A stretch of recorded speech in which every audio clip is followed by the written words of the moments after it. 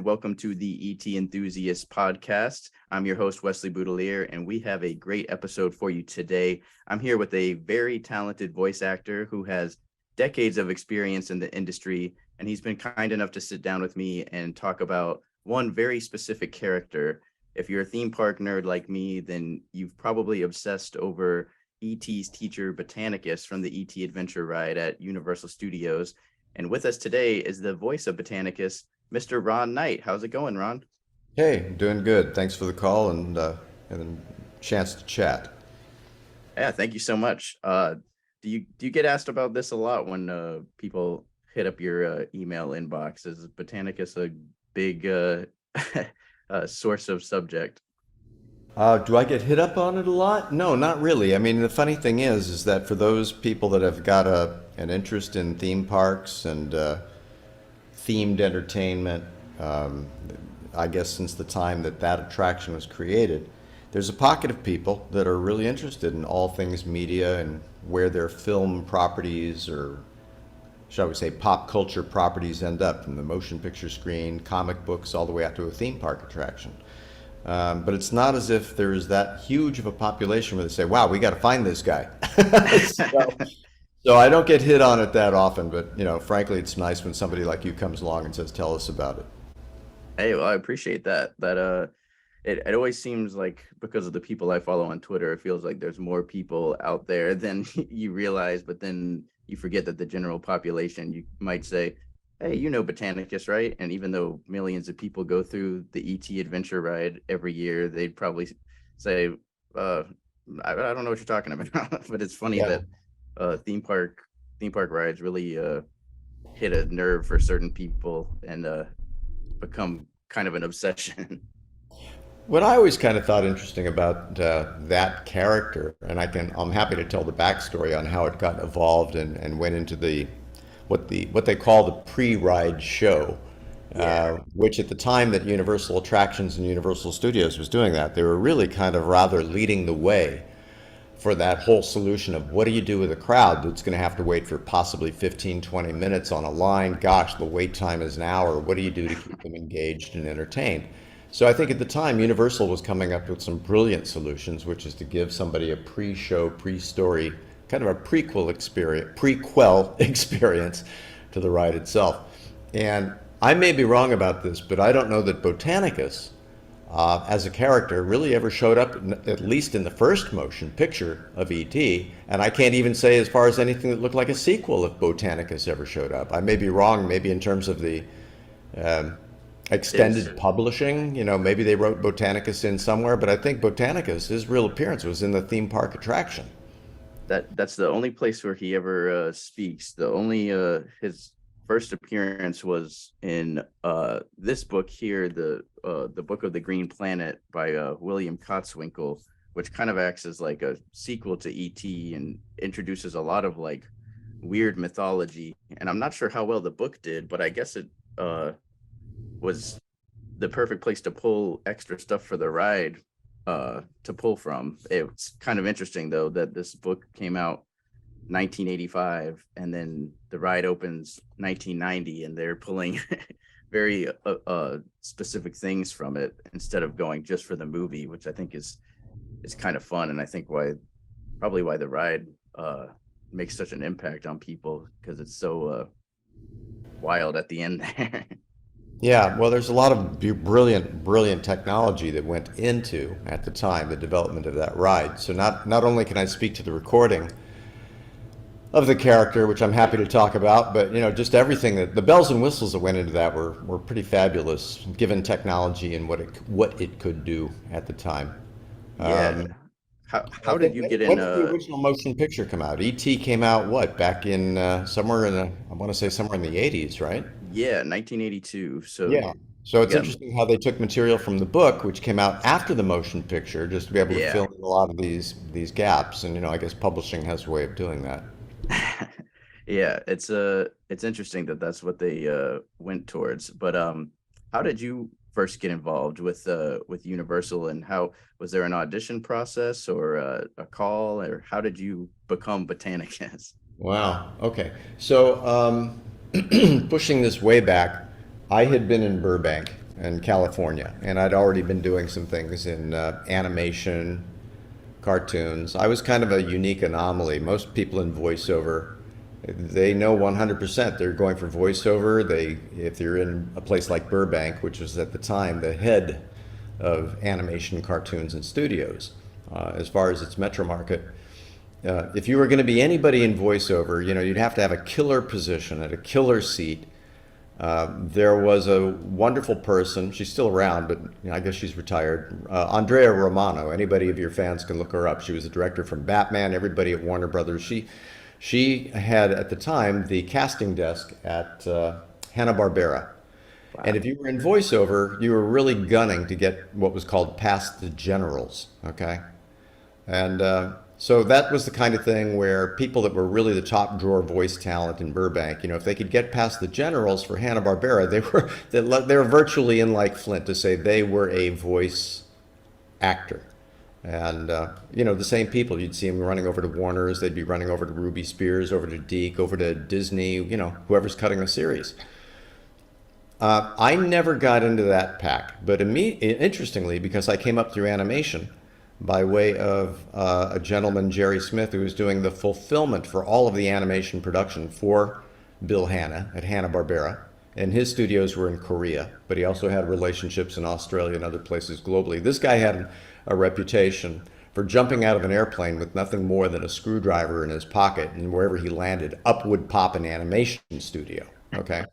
So he and I got to work from my San Francisco days relatively early on a few things. He threw me a couple of animation projects which came through, mostly out of the company in Brussels, which was called SEP at the time. And SEP brought the world properties like the Smurfs, and they did some co-productions with Hanna-Barbera. But the bottom line is that I was working with this individual, and then the next thing I know, I was kind of in the middle of all this biz dev. And now at the next time I'm actually getting together in Burbank, I was wearing two hats. I was coming in auditioning as a voice, and yet I don't know a whole lot of other voice talent that would have said, you had a meeting and you got to sit down with Bill Hanna? And, because I was talking about other biz dev stuff. So it was really hard to wear both hats at the same time. So I never really quite got the score of being a top drawer voiceover talent. And at the same time, it's kind of like they'd say, okay, Ron, you're really good for the biz dev and you understand animation and cartoon history and just all the applications as an actor, just great. But the bottom line is, as a communicator, I was really better to go in there and outline why new projects and properties and brands as characters made sense for a production company to take on. So quickly, shortly after that, because I was kind of a voice guy, I got an opportunity to go to Orlando, Florida. And Orlando at the time, the late 80s, it was becoming obviously very well promoted as Hollywood East. And people were running into Orlando like crazy, and they knew Universal Studios was going in there, and Paramount Pictures was going to go in there. They're all going to put in these worlds of theme parks based upon movie properties, And so I got to Orlando, and I don't know what happened. I started passing my cassette tape around for my animation voices, and I guess in Orlando at the time, there just weren't a whole lot of guys. They could say, hey, this guy's from Burbank, take a listen to his tape. Meanwhile, these other gentlemen had come down from New York, and they were really, really cool guys. I still remember them. The Maselli brothers, was Tony Maselli and his brother. The Maselli brothers, John Maselli. John, everything John has ever touched is brilliant. He used to be with a company called Kniper Maselli. That was Dave Kniper in audio production, and Tony Maselli. And they went in there and they got the contract with Universal Attractions to start producing the audio and the scripting and everything else for these brand new attractions. And I'm sitting there, in Orlando, and I've got my little thing that I'm doing, and I guess a few cassette tapes had gone out to a few key people. And the next thing I know, these people are just ringing me up and say, hey, you want to come over here and meet us? So I sat down with John Maselli, and we just talked. We were at a little backstage studio at a place called Century 3. It was an audio video production house in a big old factory and it's out in an industrial park in Orlando. It was very, very close to where they were breaking ground and building out Universal Studios as a park. And we just got to chatting and we talked for no more than about 20 minutes. He says, nice to meet you. I said, yeah, nice to meet you too. We're both kind of new in town. Let's see what happens. See you around. You know, it's that simple. So not even a week later, I get a phone call from an agency there, fabulous little agent. She's no longer in business, Marge Woods. She was great.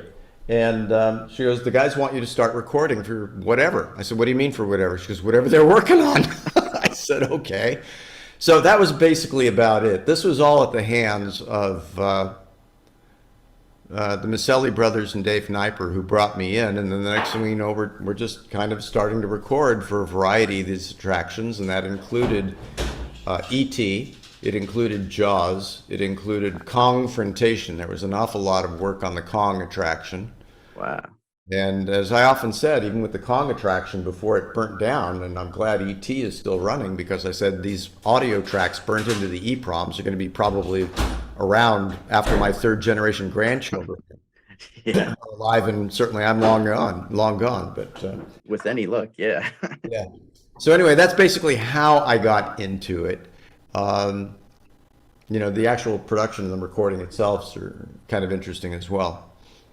Oh yeah, I definitely want to hear about that. Like when you're sitting down for ET adventure, I feel like it's probably interesting when they say, "Oh, this is who you're playing." Are you thinking, "Who? What is this? Was this in the film?" Well, I can address that. So I walk into the studio, and this is, and you know, again, on this attraction, I worked with three different directors depending upon who had the session that day. But this one in particular was Tony. No, I'm sorry, it was John. It was John Maselli. And he comes in with a script, and he explains to me, Ron, this is the pre-ride attraction. People are going to be walking through a forest. They have to wait online. There's going to be a lot of little sub scenes from the movie and a lot of audio going around, like the scientists, the doctors are all looking for E.T. He's basically trying to get back to his home planet.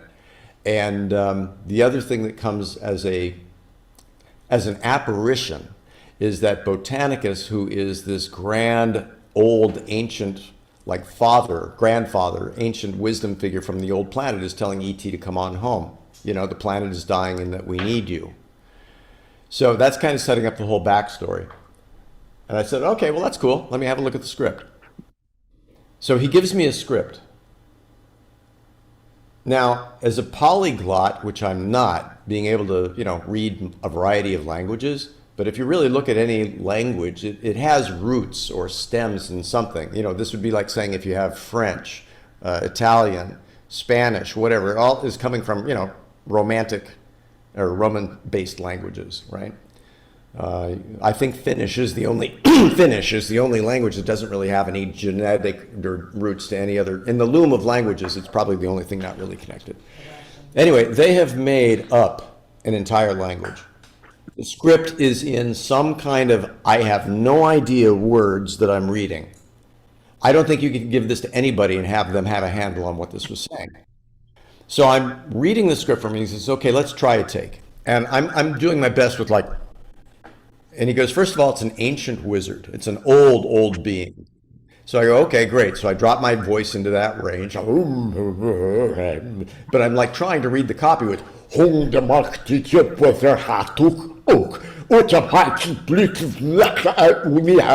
whatever it is. And I'm going through the whole thing as best I can. And I put it down and allow for the space to everybody digest it. And he goes, wow, that was so wonderful. But can you make it more meaningful? And I said, meaningful? I have no idea what the hell I'm reading here. You know? So they went with that on about 3 or 4, who knows how many most, shall I say, dramatic takes of all this mumbo jumbo. And I said, okay, that's it, guys, thanks. See you next time. And obviously they rang it through the registers and I was going to get paid for it. And all of a sudden, you know, I get the call the following week. You want to come back in? We're recording it again. Oh, okay, fine. Now it comes back and now I have a real script and it's in English. Because they said they brought it all around Universal attractions, the park, everybody. And by the way, I will say that Steven Spielberg himself was getting approvals on everything that the team did. Wow. And I understand from after listening to this is all after the fact. There was a guy who was an opera singer and a grand Shakespearean actor out of I don't know, maybe out of England or something, and they wanted him to do this thing for Botanicus. And as it turns out, the guy unfortunately couldn't do it. He already had a gig somewhere, I think, in South Africa. And then they, kind of went through everybody else, and it was Spielberg himself who said, "This young gentleman right here, Ron Knight, let's go with him." So I was actually picked, kind of, sort of, and directed onto this, as far as at least the endorsement and the selection by Steven Spielberg himself. But Man. anyway, the bottom line is that the script came back, and attractions and the higher powers that be came back and said, nobody's going to understand that. So let's do it again. And they did. And this time they gave me the script that was in English, and we recut it again. And then we did another session of a few pickup lines. Because obviously when they're designing an attraction, they're realizing what's going to work and what's not. And they have little, shifts and changes along the way. So I think we had a couple of pickup sessions on it as well. But that's kind of the long backstory of how I got into it and what we did in terms of producing this thing. Botanicus is always going to be an interesting character because I think it's funny. A lot of voiceover people wouldn't be able to tell the story of having a director say, "Can you make this more meaningful?" and have no idea what the hell you're reading and what you're talking about. That's pretty funny. I think they made the right choice going with the English version, probably. At the end of the day, you can't have a park. I mean, I know that Universal gets whatever, 70,000 people a day coming through, and now they've added on 3 whole parks to what it was then. But yeah, I mean, I know it's an international audience, but you can't have that many Yeah. people going, "Huh? What?" Yeah. Did you have any face-to-face time with the Spielberg? I know he was like No. hands-on, but yeah, I figured hands-on, but to a degree.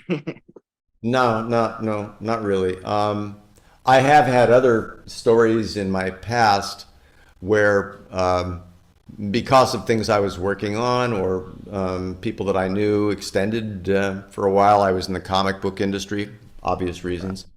Um, and because of that, sooner or later these circles do kind of pop up again. You realize you're out somewhere in the Hamptons in New York, and you realize, gee, do you know who's next door?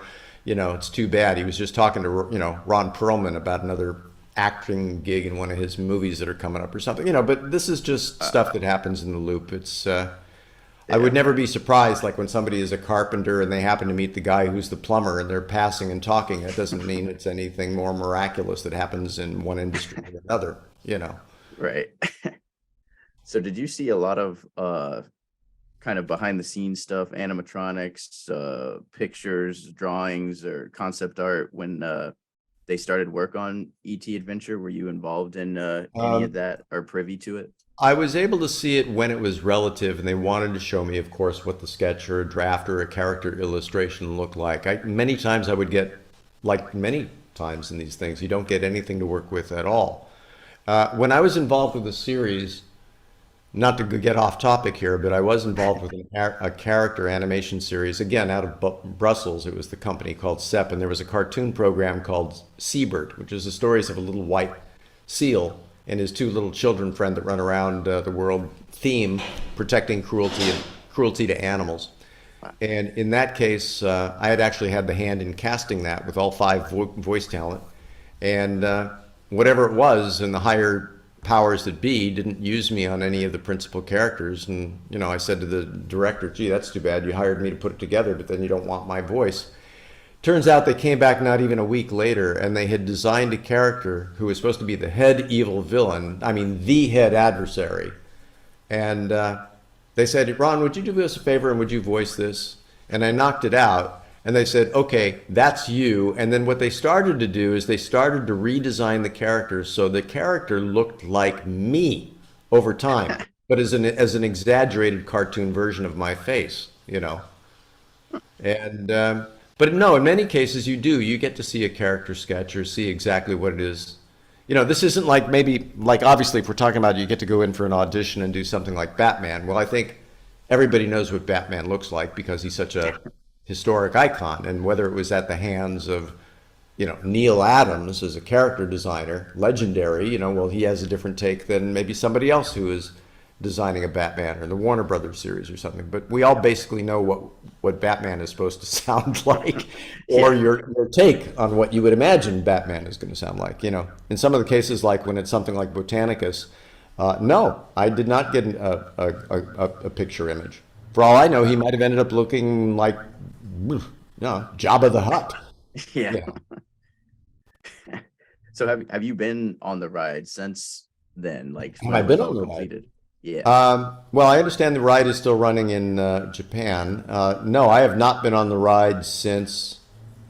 I've been on the ride countless times. Don't get me wrong. I mean, when you're at that phase of technology, and there were so many elements of endearing quality of that ride, that Yeah. when people would come and visit in Orlando, or if we made a special trip to go, I'd say, "Come on, we're going to go on the ride." And people would, of course, get fascinated because they knew that I was literally half the voices on that attraction. Not only was I Botanicus, but when you hear the sheriffs running around in the cars down below, "There he is, get him!" or the little voices on the Uh, radio going, "Pipsqueak, Breaker 5," all that stuff was me. They took wow. they took advantage of having me available and on site, and used me an awful lot throughout that park to just pretty much knock out whatever they could. As far as the character acting roles, you know. Yeah.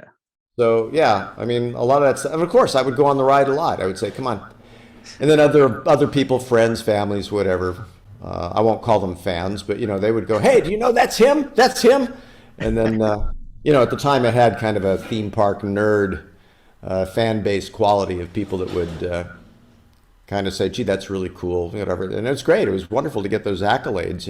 At this phase of life, I kind of miss that, but. It's nice to have been involved in a project where people still know it, they still have it in their hearts, they still have a high regard for it. That I was, I'm obviously very pleased that I was able to be part of it. And you'll be happy to know it's still around in Orlando. It's not in Japan anymore, but it is in Orlando. So that's a little closer for us to visit at least. Yeah, no, that's great. That's wonderful. I Yeah. mean, I've seen so many changes in the park whenever I have gone back. Everybody used to love the attraction of Back to the Future, and then of course now that's been changed into Yeah. whatever the new, Minions attraction is. I think the real challenge in these theme park attractions is that when they want to change the theme of the attraction but use the same basis of the attraction that's been built, Mhm. and I don't care if it's something like, Tower of Terror at Disneyland, and then they try to retheme it around the motion picture, Guardians of the Galaxy. Yeah. It just doesn't quite lock together as the original concept created for the first attraction, which, for that attraction was the, Twilight Zone, Tower of Terror. And it just works seamlessly. Well, the new Yeah. franchise of a movie comes out and they want to retheme it for a new population, get more gate churn ticket sales, right, to come in to see the new attraction. And as best as they try to readapt the theming and make the same parts, and here's a story link that can change a bit if the ride is already doing this, and we'll change the projection, and you walk away from the experience and you just go, just not quite being a complete holistic takeaway value of, wow, that was a phenomenal story related experience, and I got the full, every little pocket was filled in, because Yeah. all the nuts and bolts weren't created for that storyline and those little sub scenes in the first place. Yeah. It makes it But hard when it's like anyway, if you this is mentioned that the ride is still in Orlando, that's great because I know they've changed a lot of the attractions quite often since those days. yeah, that's the only opening day attraction that's still holding on. And I've always heard I don't know if it's confirmed by anyone that Spielberg has basically said to Universal, "No, you're not getting rid of this thing. You're keeping it here forever." If Well, I it have anything was, to say it about it. was, yeah, I mean, it was kind of his prize baby. Now, I know the people that created the other section of the park over in Islands of Adventure, which was like what is it, the Cartoon Town World or the Toon World over there that has got the Yeah. Spider-Man feature. It's got Popeyes, the rafts, the bilge rats and things like that. Yeah. And I do know the people very, shall I say, closely that were on top of creating the licensing and the branding and the contract agreements to have all of those comic book king features stuff put into the park. And generally you have what's called radius clauses, 100 mile, 500 mile, maybe region half the country, the other eastern half of the country, whatever, and length of time. But I think in the case you may very well be right in the case of Spielberg, because Spielberg always had E.T. as his prized baby. And, certainly when the attraction was going to come through, it was certainly part of his prized possession as well. I'm sure he was able to say, it's not going anywhere. Yeah, I think he pulls a lot of weight over there at Universal. That's interesting about the King's Feature Syndicate stuff, though, because I know the contract kind of stuff with theme parks is very interesting, like especially with the Marvel stuff nowadays, where it's like Disney owns Marvel, but they can't use these characters in Florida. They can only use them in California because Universal still has all their Marvel stuff, and it's interesting all of the red tape there. Yeah, it's interesting. What do you do when you're the entertainment conglomerate and you have all of these fingers on the hand and you own the properties? But because at the time another competitive conglomerate took the rights to do your very own property in their park when you didn't have a park operating, and now you do? And so it's always interesting to say, here's a Disney property, and they can't even drag the one from Universal back over into what would be the new Disney properties in Florida because it's already been licensed into Universal. And yet, there you go, Disney owns Marvel. They're doing everything Marvel related in terms of retheming their parks. Yeah, and I think you're right about some of the rethemes. Some of them are okay, but it's like if you rethemed ET Adventure and you're dangling from the ceiling, you'd be like, well, I know this was the bikes. This is you're not fooling me. Well, especially with the kind of imprint that these attractions have had. I mean, I don't know of anybody, well, maybe my current spouse, because I don't think she's ever been to, some of these parks. But then again, she's not from the United States. And but I mean, most people, at the end of the day, I think they've been through these attractions. I know there's people that haven't. But for all the people and the countless numbers that have gone through these attractions since, what's it been now? 3 decades, 4 decades? That's an awful Yeah. lot of people seeing these things. And if you're a park nerd, which I guess we're addressing here, most of us can recite backwards and forwards the experience of an attraction. We know it soup to nuts in our hearts, and we can, we'll say it like church, like a recitation out of the Bible. So by the time you change something like that, I think it only leads the way that people are going to go, wow, now I have to compare it to the attraction that was already here. Yeah. Now I have to get out on my social media and I got to yelp about it and I got to say, well, gee, this thing just didn't work and I was left, bleh, this was meh over here. Because, they're just obviously comparing it to whatever it was in its prior, Yeah, whatever it was. exactly. So. Yeah. And I feel like Universal is very quick to change things around. Disney has some of those legacy rides, like you're not getting rid of Haunted Mansion and Pirates of the Caribbean, but it's like a lot of those. It's sad that the only opening day ride that's still there is ET. It's I guess it's just the way things work, and And yet there's another discussion on that, I suppose, which says, by the time something looks too old, just to compare apples and oranges, they might say, that thing's been there since like 1989. It's already starting to look like now we're moving into 2024 by the time this thing will be done, and we're still running a thing that's looking like 5 generations, 5 decades old already. Is it time to just change it and rip it out? yeah, So, there's a photo of a Botanicus from the Hollywood location, and it was after ET Adventure had closed, and they just kind of left him behind one of the sound stages, I guess, and just looks very worse for wear, a little scary looking, and so it's good that they have it still going in another location because it's you hate to see stuff like that that's been like bringing people joy for so many years, and then it's like, all right, we got to make room for the next thing. yeah, and the animatronic or whatever it is ends up in a storage warehouse. Yeah. Raiders of the Lost Ark. Yeah, exactly. They're all stored in there somewhere.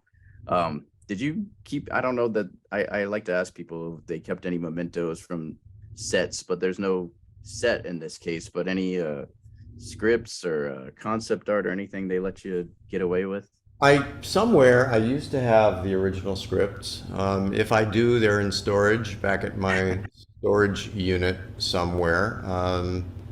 Every now and then somebody like has the beginning of a conversation like this and they say, gee, don't you think those might have some value? And I don't know. But yeah, I might somewhere. What I take away from the experience, really, this is something that maybe other voice people can understand, is what I remember the most are the lights in the booth talking through the glass to the directors. But what I really can take away on the most tactile level or kinesthetic, or I guess it would actually be the smell of the microphone. That'll be something unique to me, and I'm the only guy in the universe can say that because I'm the only one who got to actually get the smell of that particular microphone when I was doing the sessions, you know.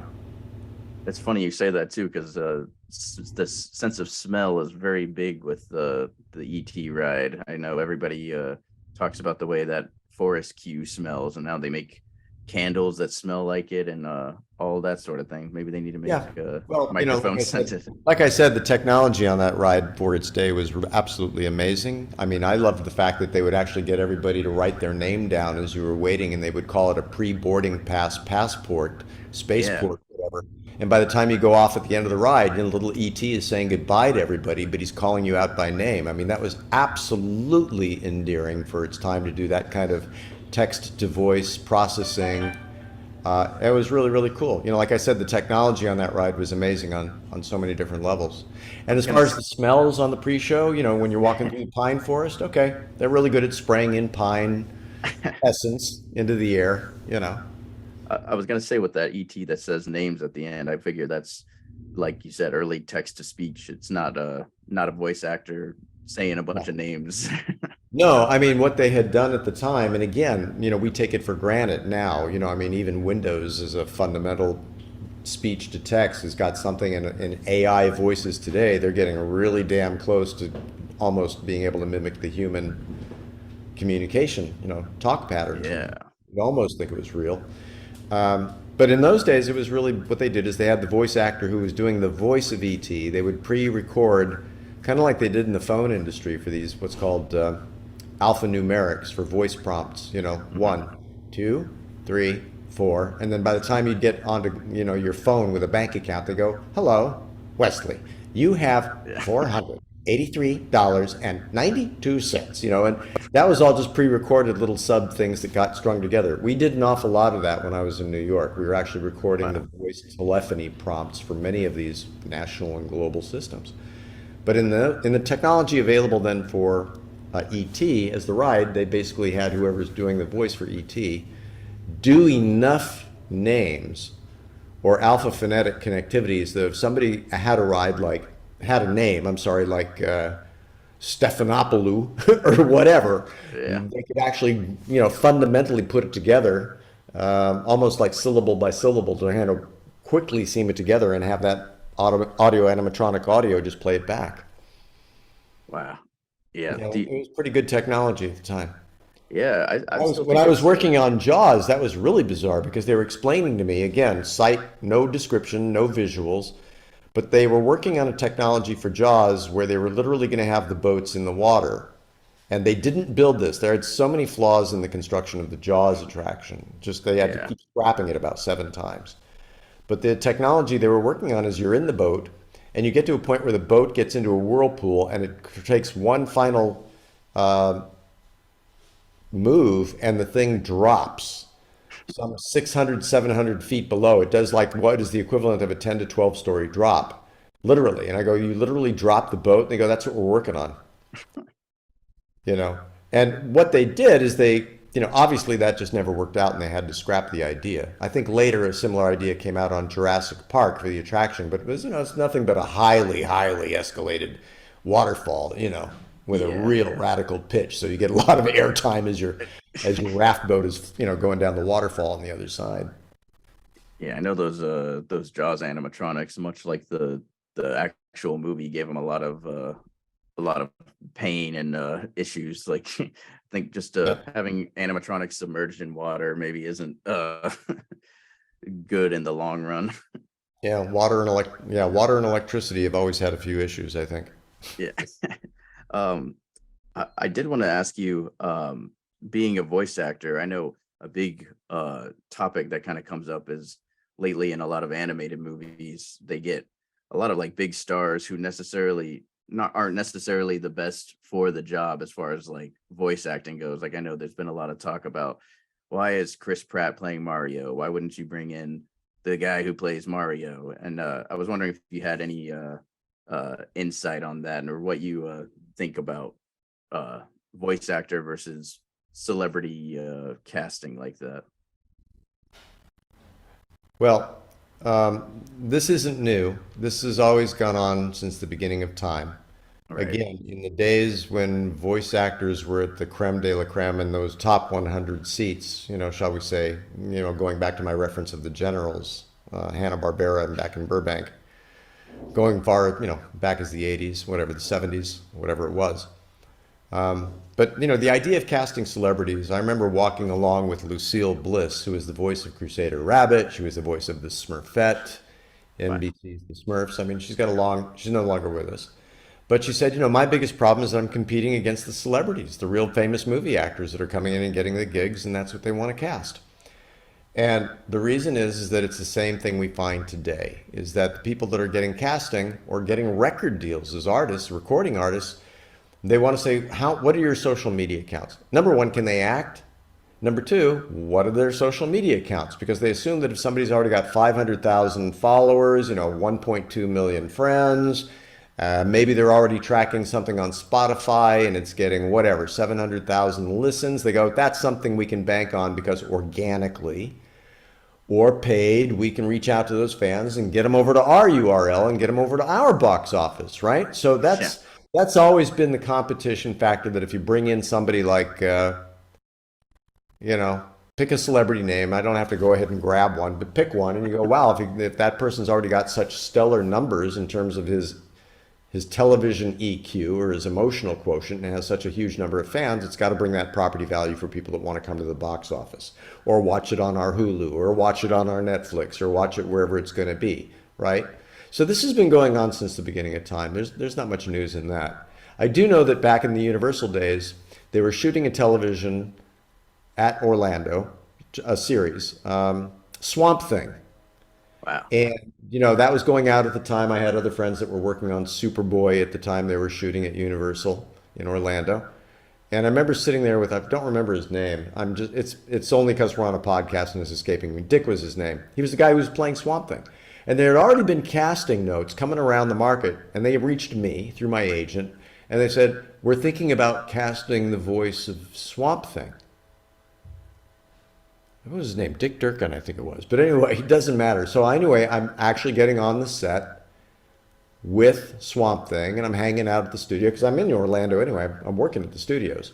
And they're taking a break from shooting Swamp Thing, and there's Mr. Dick, whatever his name is, and he's in the Swamp Thing outfit. And we're all sitting together at the food place where the caterer is serving the food. And I just made casual conversation. I said, oh, that's cool. You're the actor playing, Swamp Thing, and I do voiceover work. I do voiceover here, and I understand they're going to be casting soon for the voice of Swamp Thing. And he just looked at me, and his eyes glared as if you can imagine throwing knives ready to kill somebody. And all I made was a casual comment in passing, thinking like, hey, pass the coleslaw, And he goes, cast the voice of Swamp Thing. Cast the voice of Swamp Thing?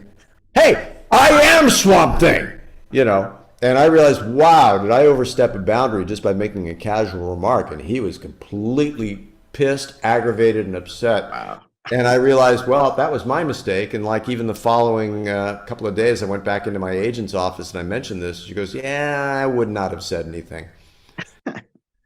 But I can say on that level, sometimes we all have opinions on what is a voice for a character and why would they even be thinking about it.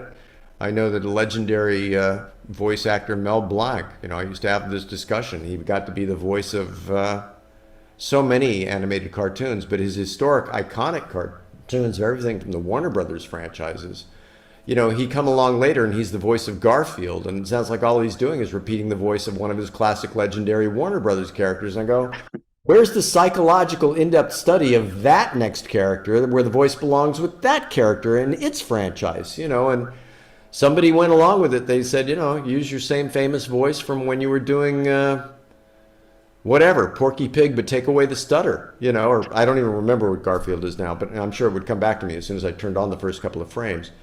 But I used to have this discussion a lot. And sometimes, yeah, major celebrities will come in and they're doing voiceover work because they are the celebrity. And, hey, admit it, if you think about it, if you're going to put out a new 3D animated feature and you're hoping it's going to go to all this possible brand extension, theme park ride, everywhere it could possibly go, attraction, toys, cereal boxes, every place it's going to show up. I mean, you'd probably have the first press release go out to say this is starring the voice of, Vin Diesel. You Yeah. pick somebody major with a huge screenplay already, and it makes it that much larger to launch your franchise if you can get major stars already attached to it.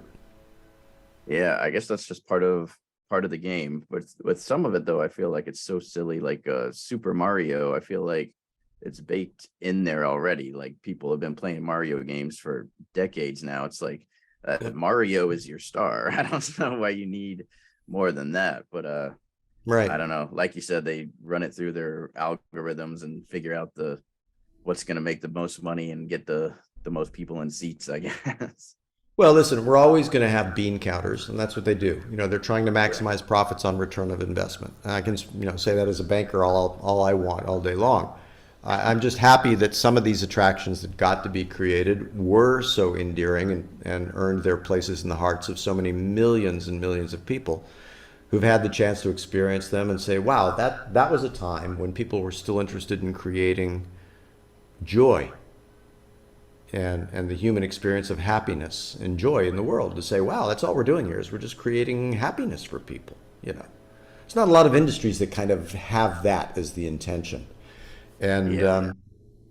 I guess in some levels, maybe I can't speak to where I'm at now in time versus where I was then, but I can always say, well, at least I was always involved in efforts by people working to try and at least make people happy. That's Yeah. that's kind of cool. Yeah.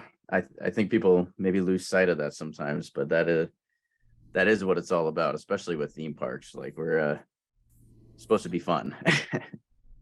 At the end of the day, yeah, yeah. Yeah. Well, thank you so much. This has been great, and it's been great to kind of hear the behind the scenes of how all this came together, because I feel like it doesn't get talked about too much, even though it's been standing there in Orlando for decades now. But No, uh listen, I appreciate your having an interest in it and coming to look me up to find me about it. I mean, I used to tell the Botanicus story for a short couple of years. I was teaching voiceover in New York City, in the heart of Manhattan. And every now and then people would ask you about some most interesting backstories. And this one is the one that would come up for me as my most interesting character voice read I ever had to do. It was a defined industry at the time that was leading the way, along with the dot-com industry explosion of the economy. And everybody was moving into themed entertainment like crazy, urban renewal. And when you talk about major key attractions, E.T. certainly was one. And it was a backstory that I could tell to say it was absolutely an interesting read and an interesting casting process how I got there. More important, it was interesting when I got the script and I had no idea what the hell it was talking about. yeah, and it's got to be cool too to see your voice coming out of. It's one thing when it's coming out of a cartoon character, but seeing something that's there in front of you, that's tangible, you could touch it if you wanted to, and your voice is coming out of that. That's got to be pretty wild. I'm glad it's still running. I mean, candidly, when I go back to the other one of the other attractions is Confrontation, which was in its time was also a very legendary attraction.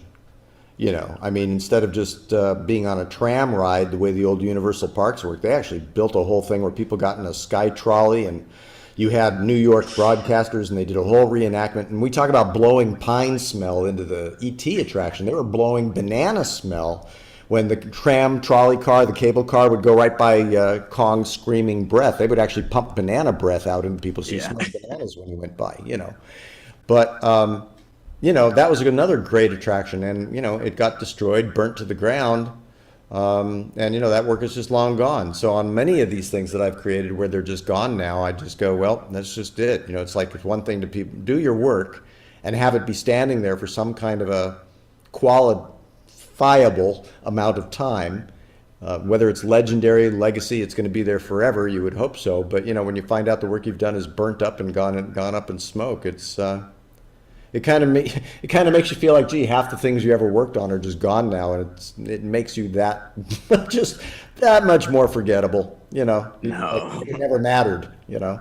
No, that I know a lot of I never got to write Confrontation, but I know that's another one that people gotta have a lot of love for. And I didn't know about it until probably a few years ago, and just looking up ride through videos that still exist on old like VHS tape. They that looked like an incredible ride. Yeah, well, again, for the technology that was involved at the time, the team there was absolutely incredible with the things they were doing. I got to hand it to that talent because between that cluster between creativity, talent, engineering, call it science, call it all the practices that were involved, you know, general contracting, all of it. I mean, just really amazing that human endeavor would work that hard to get these amazing things done. You know, really kind of a highest form of art, you know, and architecture as we would ever know it. It's kind of Yeah. fascinating. Yeah, that one looks insane. Just the size of the animatronics and the fact that you're dangling. And now the Kong ride they have now is fine and has like a nice big animatronic Kong head at the end, but it's mostly screens, and it's I don't know, it's not the same. Well, yeah, and again, we're talking about retheming to latest franchises. You know, it's kind of like, and I know you want to go, but it's like again, you mentioned the Haunted Mansion. I mean, they had the classic Haunted Mansion, and then they had the Tim Burton version come out from the night before Christmas, and then all of a sudden, the Yeah. Haunted Mansion is rethemed now for the Tim Burton version. In the case of Kong, yeah, I think when they had to do the remake on the movie and it got released, and then Jack Black's version of the movie came out, I always suspected, I didn't say this, but I always thought, gee, if you have to burn down an attraction just so you can get a check for the insurance, just so you have the money to rebuild a brand new attraction, and this time you make it based around the Jack Black franchise, I didn't say that they did that, but. Uh, but you know, I mean, at the end of the day, there you go. You're talking about retheming attractions for the latest film release and trying to get what another 7 to 10 years out of that. So Yeah, there, the name of the game. yeah. Yeah, that which is funny now because they get the Peter Jackson King Kong in there, and now it's not even the most relevant or most recent Kong movie that's out now. And now that's old and Right. it's in there. Well, just and another note, and I know it's just ancillary because I do voiceover and audio, but you know, I've had my hand in 3D animation projection. Certainly, I've represented and worked with animation studios, and the advent of the paper thin LED screen, it's amazing what people can do, and rear screen projection and creating Yeah. film-based immersive experiences. I mean, you know, if you go on any of the Harry Potter attractions now at Universal in the Wizardry world, you know, some fabulous state of the art technology, which is just blowing what used to be the best attraction is Spider-Man's Adventure, you know, which was an amazing attraction. Now you go on the Harry Potter stuff and it makes that Spider-Man attraction look like a just, you know, a baby. And again, that's the power of what you can do with curved 3D projection on paper thin LED screens that are flexible and shapeable. And, you know, this is just amazing what technology is doing now. But along with it, you're going to see a lot of movement to these screen-based attractions. And the idea is how do you keep it interesting so the audience is still going to have a whole hell of a lot of wow factor because it's the wow factor that makes the difference. Yeah, it seems like they still have the wow factor most of the time, and then there's some things like I know the new Fast and Furious ride is the one that comes to mind that a lot of people are like, this is a little rough. But then stuff like that Hagrid coaster, and when you can kind of get the screens mixed with the animatronics and the that sort of thing, uh kind of makes a unique experience as opposed to, hey, what can we take from the Hollywood tram ride and turn into a full ride in Orlando? That's kind of doesn't always pan out. Well, that's the beauty of trial and error. Yeah. And hopefully one of these days they'll drop some Botanicus merch, because I don't know if you've ever come across anything, maybe in the 90s if they had anything, but not a lot of merch of these characters. Yeah, I mean, look, I think when they put in Botanicus into that attraction, it was a beautiful pull, as you say, from a ladder published version of the story that they were able to draw from. And I think they kind of created new things by making the ride experience, just like they did with Shrek. You know, you had all your movies with Shrek, but by the time you saw Shrek in the park, it was like another ancillary related story as an extension from the original, you know, storylines and properties. So I think as far as inserting Botanicus, it was a great idea. I don't know that they ever saw it as becoming a T-shirt or a cap or a, you know, an apparel jacket, you know, silk jacket, certainly a Funko Pop vinyl toy. I mean, would it be able to do all these things? I wish. Sure. But, you know, I mean, if I'd even known, because I was a much younger guy and not knowing what I knew then versus what I know now, even though I did know at the time to some degree, and yet I didn't have the clout. You know, at the time, you know, when they're telling you come on in and record this stuff, you're going, wow, how much am I getting paid? And you know, you're recording it for your voice work, and you go, that's cool. That's cool, right? You know, and to say, okay, is this character going to go to merchandise as well? So when you walk out of the attraction, they're going to dump you right in the gift shop, which they always do. And Hmm. is there going to be T-shirt, cap? Is there going to be sweatshirts, hoodies? Is there going to be Funko Pop dolls? You're going to have mugs. They're going to be like paper posters that people can take out and maybe have them signed by some virtual experience. I mean, what else is going on with this character? I want a piece of that. Well, you know, when they call you, in Orlando is at the time 1989, it's still kind of breaking ground. There were people in Orlando that didn't even know if you went into somewhere and said, "Can I? Where would I go find a cup of coffee?" And the answer was, "I don't know," because it was that new. Wow. And you know, so when you're at that point where they say, "Come on in here," you're getting paid. You know, pick a number, and you're going to be here for like half an hour, maybe it's a long session, 2 hours based on what you're working on. You don't go, "Gee, when this Funko Pop vinyl doll comes out, I want a piece of that. You know, I want a royalty." You know, you don't. We're all happy to have found each other and going to work. You know. Yeah. Yeah. I think that's a lot of it. Like talked to some folks who were in the ET film and kind of asked, "So did you keep anything?" And a lot of at the time, just you don't think about that sort of stuff, and you're like, "Oh well, why would I keep this, or why would they make this? Like, it's a job, and who knows where it'll go." And then these things become these beloved institutions, and you're like, "Oh man, I wish they would have done that, or I wish I would have kept that."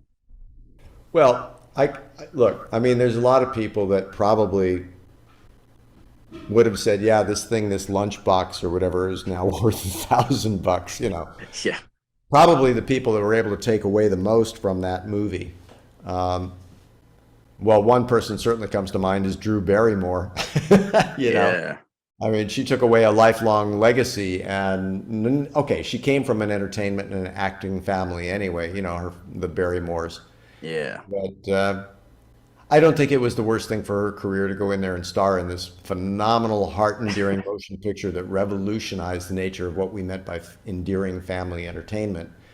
And being the cute little girl in that, you know, she was able to really, oh, come on, you know, her lifelong career just knocked it out of the park from that very moment. Oh yeah, big time. That's one of those performances. I rewatched the movie and I'm like, "Oh yeah, this might be like the funniest anyone's ever been in a movie." Like, she's such a scene stealer. Were you a fan of the ET film before becoming Botanicus? I was living in Marin County when E.T. was released. Hmm. I was living about not even a mile and a half from what was called the Egg Company and the San Rafael Studios, which is where Lucas started his motion picture production after doing, you know, his first San Rafael movie, you know, historically, you know, whatever it was, the car picture. But I literally went to Marin County as a young man in 1980, and I got myself a little basement apartment, and I was about a mile and a half from the Lucas, what was to become Lucasfilm, Wow. which at the time started as the Egg Company. And it was ubiquitously concealed enough he didn't want anybody to know what his factory was doing. He had a laser light company in there, he had a projection company, he had a whole team of people working on special effects. So when E.T. came out, much like, let's say, when I grew up as a kid in Anaheim, California, and I don't tell this story very much, but I grew up in Anaheim as a child. I was literally, my house as a child was on the back property line of Disneyland. Wow. Where Disneyland ended was my 5-foot brick wall to the beginning of our subdivision. We had the house at the end of the subdivision. So as a child, I would look up in the sky and I would get to see the Disneyland fireworks each and every night. Now, obviously, that's going to have an impact on a 3-year-old kid, you know what I mean? And probably no kid in America would have wanted to exchange places with me. But my point is, being then later up in Marin as a middle-aged guy, you know, this is now, what, 1980, I guess. I'm dating myself, but the bottom line is I was a mile and a half from where Lucas was creating these wonderful things. It's only ironic now that Disney has absorbed and bought Lucas, because it's kind of like both of these places in my personal heritage are now combined into one spot. But yeah, I mean, when E.T. came out, we would go to the movie theater and we would be so proud and happy because half the people in the town that were working at Lucas were able to see their names go by on the credits, and we're all cheering "Rah!" in the audience, going, "Yay! You know, build it. There's Bob!" Hey, you know. Looking at everybody in the cast when the credits would go by in terms of the creation of the motion picture. So yeah, I was already a fan of E.T. because, heck, Lucas was in your neighborhood.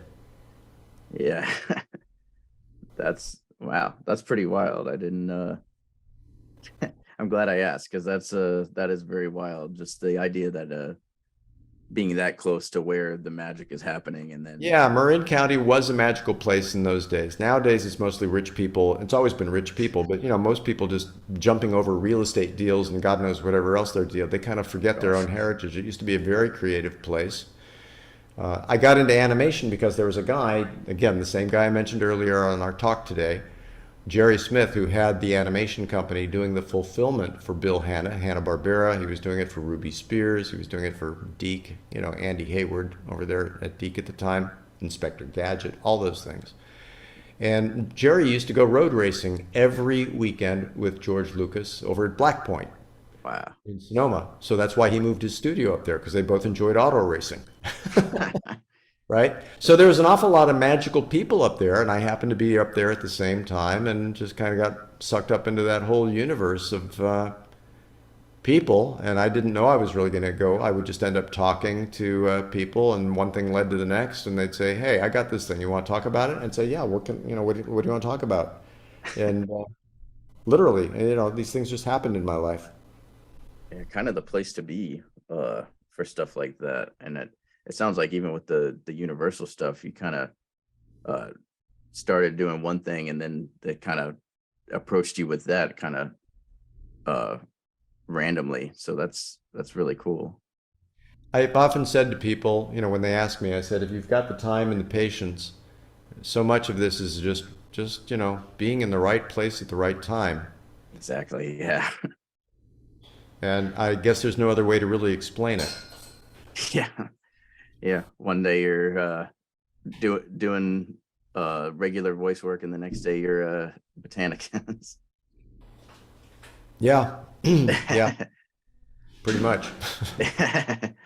Well, I really appreciate it. This has been great, and I think a lot of people are going to be interested to hear about all this, because you'll be glad to know that there's definitely a community out there. I run an ET Twitter account, and I do a lot of like memes and a lot of like old photos and random things. But anytime there's a Botanicus photo or anything from ET Adventure, it feels like that captures people a lot more than some of the other stuff. Like there's a big group of folks out there who are very into these characters and very happy about this ride, even all these years later. So the work does not go unnoticed.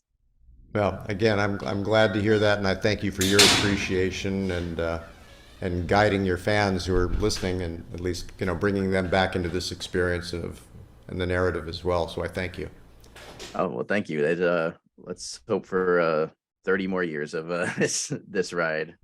Keep it going. That would be nice. Well, thank you all for watching, and we'll see you on the Green Planet.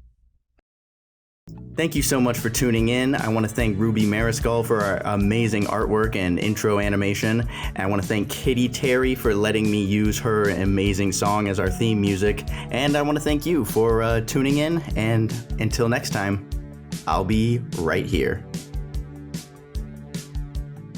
I thought about asking you to do the voice, but I'm not gonna go there. To be honest with you, I probably don't even remember the whole voice intact anyway. I could just say, E.T., come home. Your planet is dying.